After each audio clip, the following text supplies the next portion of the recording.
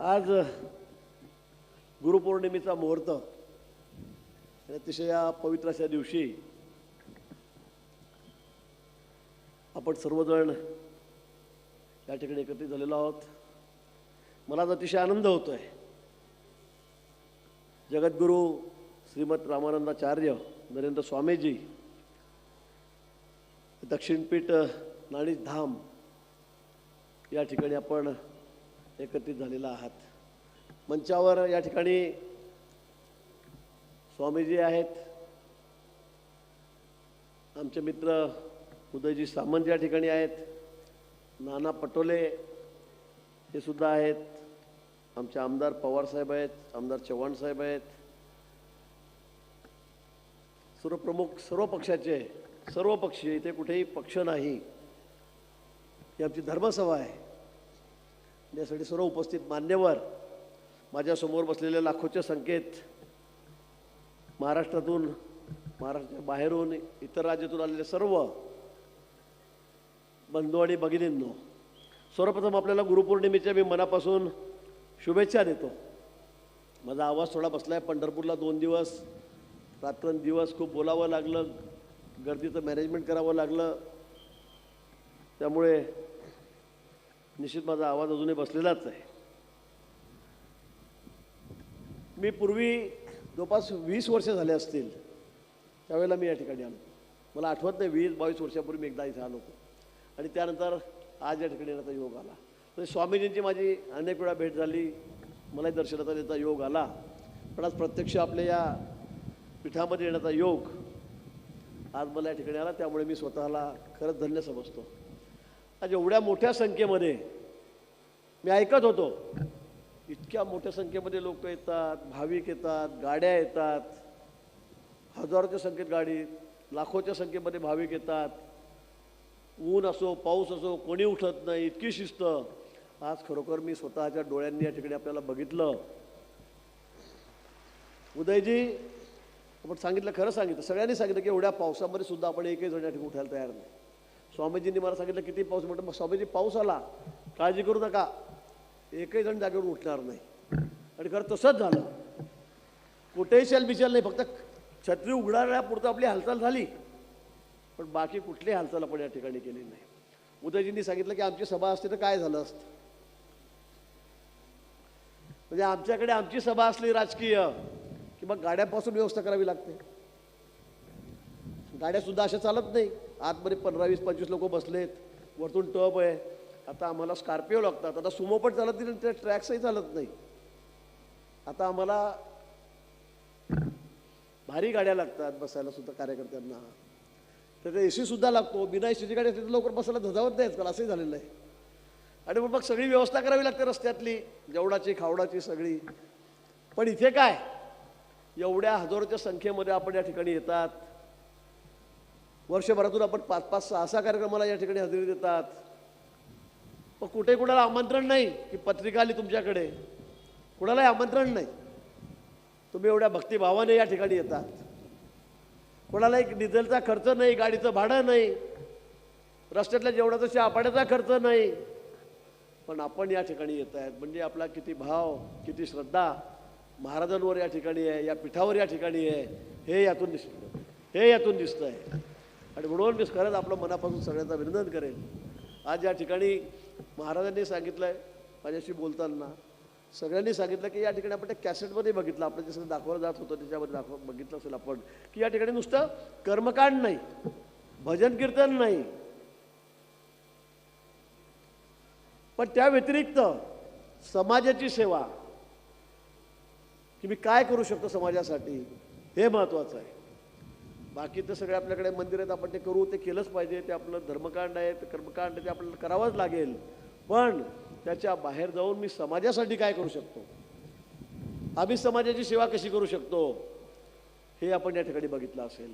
मी आठवत होतो की काय काय कामं आपली आहेत, पण ती माझ्या सगळी डोक्यातून निघून गेली. 1, 2, 3, 4, 5, 25 सगळ्या मोठ्या 40-50 कामं, सामाजिक कामं हे आपण या ठिकाणी करतात.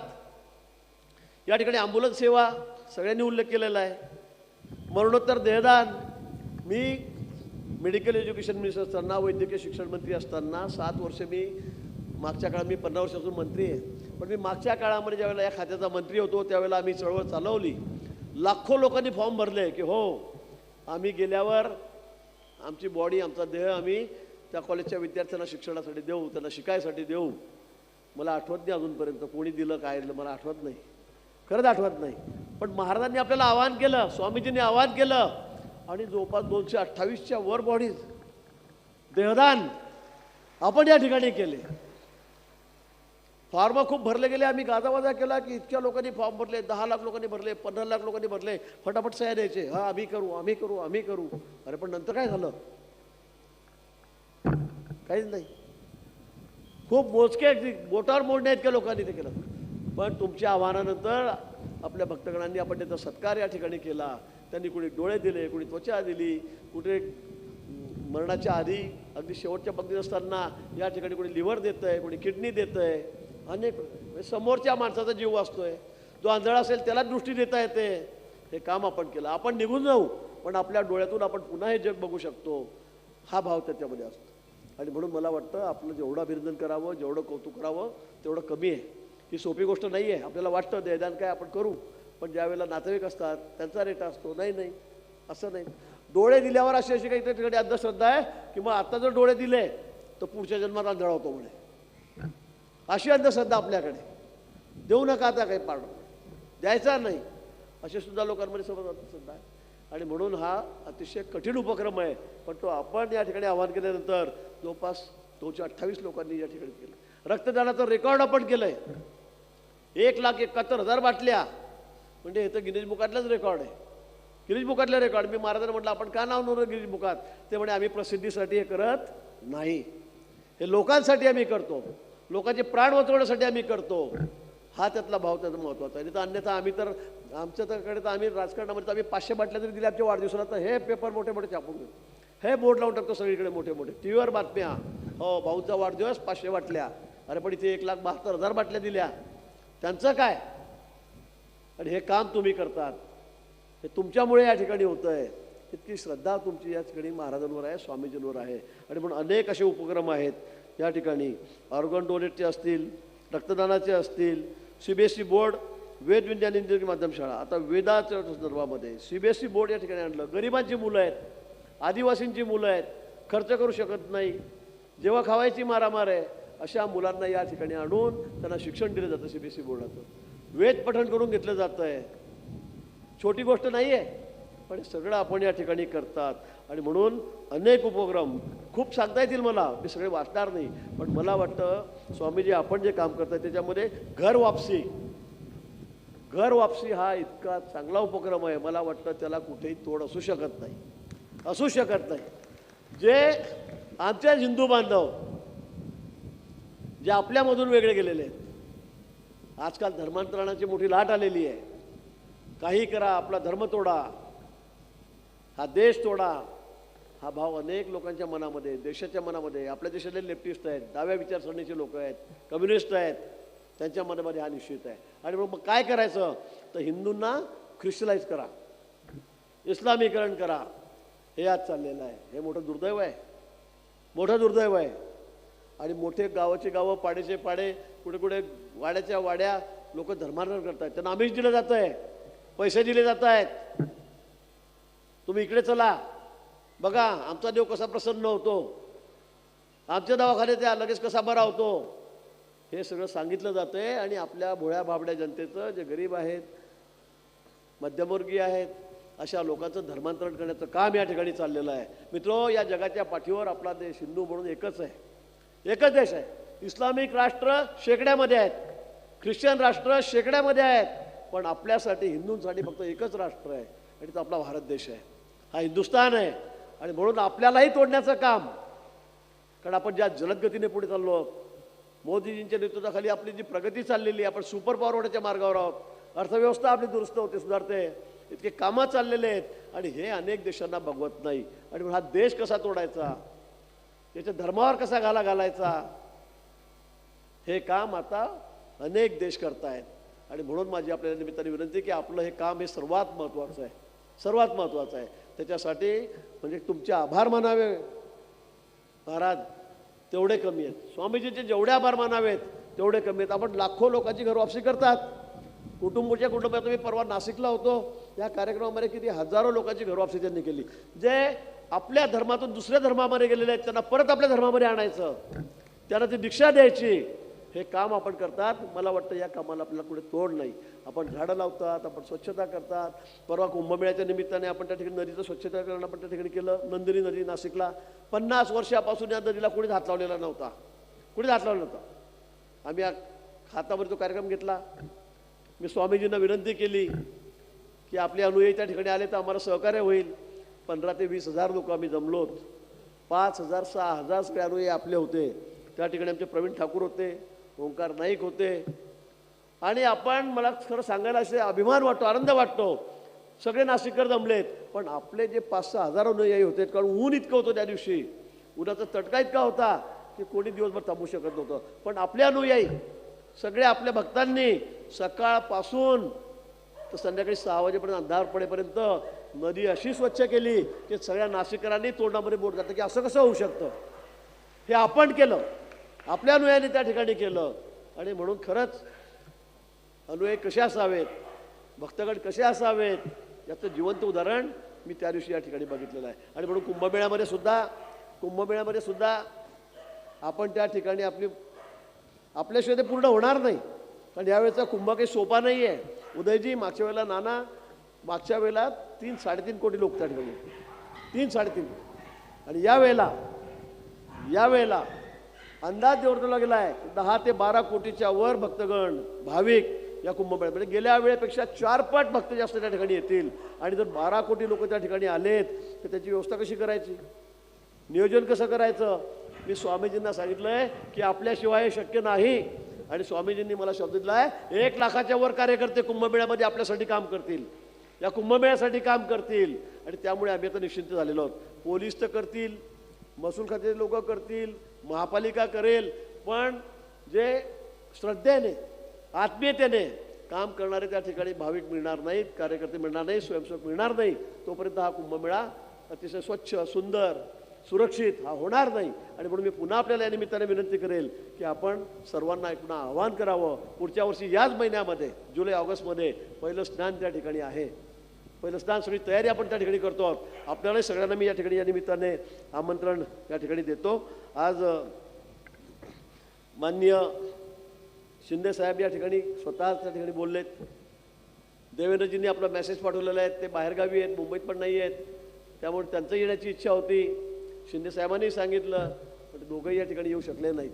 पुढच्या वेळी निश्चित देवेंद्रजी या ठिकाणी येतील, शिंदे साहेब या ठिकाणी आपली व्यवस्थापन या ठिकाणी करूया. कारण आमची श्रद्धा तुमच्यावर आहे. तुम्ही ज्या निष्प्रभपणे काम करतात, ज्या पद्धतीने जनतेची सेवा करतात, समाजाची सेवा करतात, त्या ठिकाणी निश्चित सगळ्यांनी या ठिकाणी आलं पाहिजे. आणि या ठिकाणी पवार साहेबांनी जो प्रस्ताव या ठिकाणी मांडला हाही अतिशय महत्त्वाचा आहे. सर्व पक्ष एकमत झाला. नाही तर आम्ही दोघांनी हो म्हटलं असतं, उदयजीन आम्ही, नानांनी लगेच तिकडे विधानसभेत, कारण आमचा पक्ष वेगवेगळा आहे ना, ते काँग्रेसवाले, आम्ही भाजप सेनेवाले आहोत, त्यामुळे निश्चित त्यांनी विरोध केला असता. पण हा विषय असा आहे, नानांनी सांगितलं आम्ही सगळे एकत्र आहोत. आता विरोधी पक्ष आणि सत्ताधारी एकत्र झाले की मग काय चिंता आहे. त्यामुळे कुठलीही चिंता नाही. निश्चित आपल्या नावाची शिफारस जे अगदी मोठ्यात मोठं पद असेल त्यासाठी आम्ही निश्चित त्या ठिकाणी करूया, असंही या प्रसंगी मी या ठिकाणी आपल्याला शब्द देतो. आज आशिष शेलार पण या ठिकाणी येणार होते. रात्रीपर्यंत 11-12पर्यंत हो चाललं होतं, पण विमान रत्नागिरीला उतरत नाही. आमची 2 वाजेपर्यंत धावपळ चालली. उदयजींचं विमान होतं, पण आम्ही 4-5 जण झालेलो होतो. आशिष शेलार म्हणे मी पण येतो. त्याच्यामुळे आमची संख्या 6-7 झाली होती. त्यामुळे मग मी म्हटलं आपण दुसरं विमान करू. पण त्यांनी सुद्धा रात्री 3 वाजता जय श्रीराम केलं आम्हाला. त्यामुळे मग ते सुद्धा येऊ शकले नाहीत, विमाने आले नाही. त्यामुळे मग बाकी जण त्या ठिकाणी मंत्री आमचे येऊ शकले नाहीत. पण त्यांच्या शुभेच्छा मात्र या प्रसंगी आपल्याला या ठिकाणी आहे. पण निश्चित महाराजजी या ठिकाणी आपण आज सनातन पंथशास्त्र ग्रंथ याचं विमोचन आपण या ठिकाणी केलेलं आहे. आपण इतका मोठा ग्रंथ या ठिकाणी लिहिला आहे. मला निश्चित तो आता इतका वेळ आमच्याकडे नसतो, पण मला निश्चित हा ग्रंथ बघावा लागेल. कारण आपण सांगितलं अतिशय सोप्या भाषेमध्ये या ठिकाणी आपण हा ग्रंथ या ठिकाणी लिहिलेला आहे. तो निश्चित मी सुद्धा या ठिकाणी वाचेल, त्याचं विमोचन झालं असंही मी या ठिकाणी जाहीर करतो. आणि जाता शेवटी एकच सांगेल की आपलं सगळ्यात महत्त्वाचं काम काय असेल आज तर व्यसनमुक्त पिढी आमचा देश जगामध्ये सगळ्यात तरुण राष्ट्र आहे. जगामध्ये सगळ्यात जास्त तरुण कुठल्या देशामध्ये आहेत तर ते आमच्या देशामध्ये आहेत. 18 ते 25 वयोगटातले तरुण तरुणी कुठे आहेत तर ते आमच्या देशामध्ये आहेत. पण या ठिकाणी तरुण असताना सुद्धा आज ज्या पद्धतीने आमची पिढी व्यस्ताधीन होत चाललेली आहे हे मोठं दुर्दैवी आहे, मोठं दुर्दैवी आहे. आजकाल महाविद्यालयामध्ये असतील बघा, आजकाल मुलांपासून सांगतो, लहान मुलांपासून इतकी व्यसनाधीनता वाढलेली आहे. ड्रग असेल, दारू असेल, टोबॅको असेल, म्हणजे मला समजत नाही. आम्हाला सुपर पॉवर व्हायचं आहे, हा देश जगामध्ये 1 नंबरचा करायचा आहे. अर्थव्यवस्था आमची 11व्या नंबरवरून आता आम्ही 4थ्या नंबर 3ऱ्या नंबरवर आणलेली आहे. पण एवढा तरुण देश असताना जर आमची पिढीच व्यसनाधीन असेल, दारू पिऊन संध्याकाळी नुसते पडत असतील इकडे तिकडे, ड्रग घेऊन कुठेतरी लोळत असतील, तंबाखू खाऊन कॅन्सर होऊन मरत असतील, तर मग या पिढीचं काय करायचं, या देशाचं भविष्य काय असेल. आणि म्हणून मला वाटतं आपण जे सध्या व्यसनमुक्तीचं काम करतायत हे सर्वात महत्त्वाचं आहे. हे नुसतं स्वामीजींचं नाही, आपल्या प्रत्येकाचं काम आहे की माझा देशातला तरुण हा सशक्त असेल, बरदंड असेल, तो कुठले व्यसन करणार नाही. काही काळाची याची गरज आहे. आणि आता मोबाईलच्या या सोशल मीडियाच्या चक्करमध्ये आजकाल तर सगळे लोक देव धर्म मला वाटतं विसरतील की काय अशी शंका आहे. पंढरपूरला काल मला वाटतं एका गोष्टीचं समाधान झालं. स्वामीजी बरोबर पंढरपूरला 35 लाख लोक, आपण 32-32.5 लाखाचा आकडा काढलेला आहे. गेल्या वर्षीपेक्षा 10 लाख भाविक यावेळेला त्या ठिकाणी जास्त होते पंढरपूरच्या यात्रेमध्ये. पण युवकांची संख्या त्यामध्ये खूप मोठी होती. ही अभिमानाची गर्वाची गोष्ट आपल्यासाठी, आनंदाची गोष्ट आहे. आणि म्हणून मला वाटतं की आपण आपल्या मार्गाकडे या युवकांनी वळावं, व्यसनापासून लांब राहावं, यासाठी आपल्याला भरपूर प्रयत्न करावे लागतील. ते आपण सगळ्यांनी मिळून या ठिकाणी करूया. या देशाला समृद्ध करायचं आहे, सुपर पॉवर करायचं आहे, जगातला सगळ्यात बलशाली राष्ट्र करायचं आहे. त्यासाठी आपण आजपासून वचनबद्ध या ठिकाणी होऊया. महाराजांचे आशीर्वाद आपल्या पाठीशी आहे, त्यांचा शब्द आपल्यासाठी प्रमाण आहे.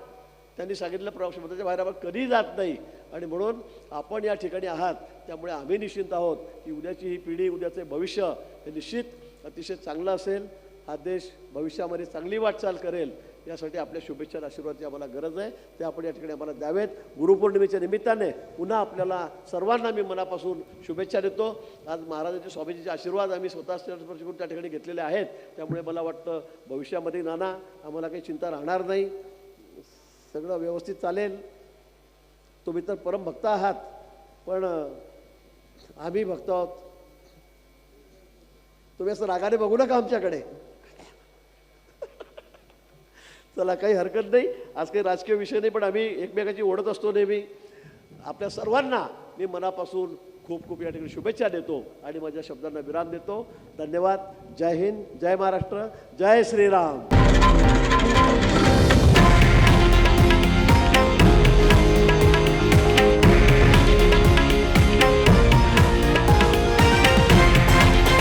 हे आहे देशातील नंबर 1 न्यूज नेटवर्क आणि आपण पाहत आहात TV9 मराठी, एकमेव.